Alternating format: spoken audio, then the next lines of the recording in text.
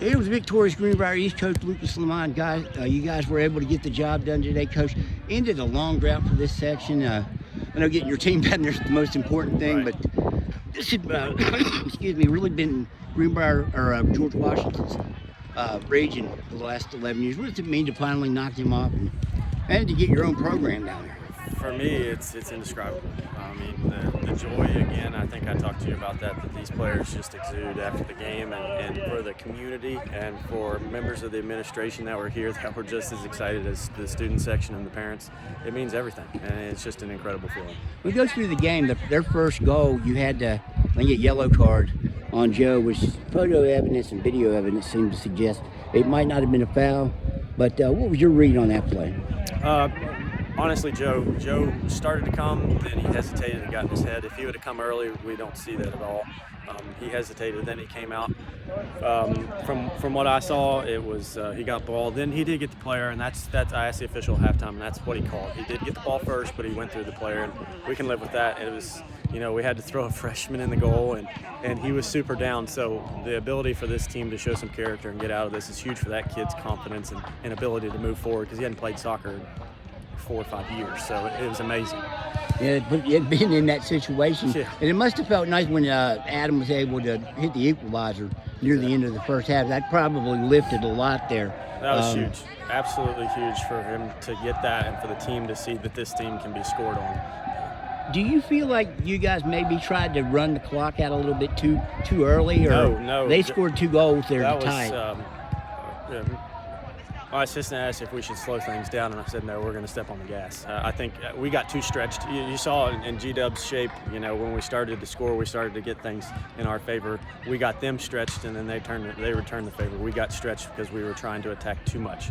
So I think in the opposite, we didn't sit back and defend. We still tried to attack. With the guys that you have, did you feel, and I'm not sure what the record might be on penalty kicks for you guys, but do you feel pretty confident with those guys you got, especially with Sames in the 5th spot there? Yeah, that was a great group.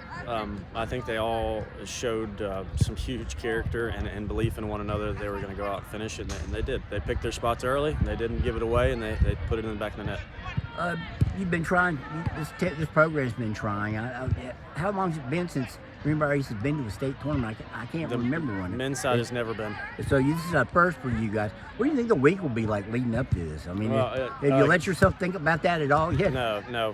We're just going to go as business as usual. Next assignment is what we've been talking about in the postseason. It's an Oak Hill game. That was the next assignment. Woodrow was the next assignment. G-Dub was the next assignment. We'll practice as is until we figure out who we're seated against, and then that will be the next assignment. So we're going to have a much-needed day off tomorrow and regroup, go again on Thursday. Do you think Joe Cochran, their first penalty kick I think sailed high, the second one off the side of the net. Do you think because of the reputation he's getting, he influenced that? He definitely can, and he doesn't give anything away early. You see, professionals are, keeper may give it away, and the player may be able to pick off that. Joe waits till the last second. He's doing his best to read hips to see where the ball's going to go. So, yeah, I think he can influence that decision. They've been undefeated. They beat you guys earlier. What was your game plan as far as the psyche goes for these guys coming up here? Well, I took, the players had some comments about that game, and I took 100% of the blame in the G-Dub game. We tried a new formation. We tried to sit back because we knew what they wanted to do was a lot of attacking. And tonight, I changed that completely, and our coaching staff, we said we're flat out going after them. We're not going to just sit back and defend. We still understand defensive assignments, but we understand that the things they'd like to do in terms of attacking, that's what we like to do as well. So that's what we did. You told me last week that it's been this way all year as far as the fan support goes.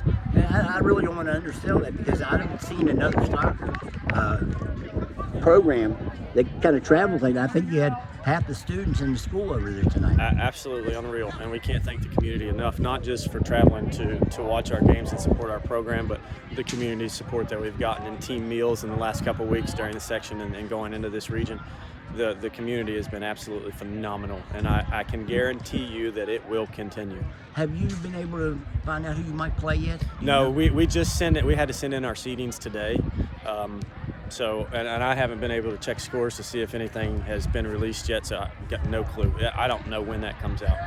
All right. Hey, Coach, it was a great job by you guys. Congratulations. Good luck next week I in the state appreciate it. tournament. Appreciate it. Thank you very much.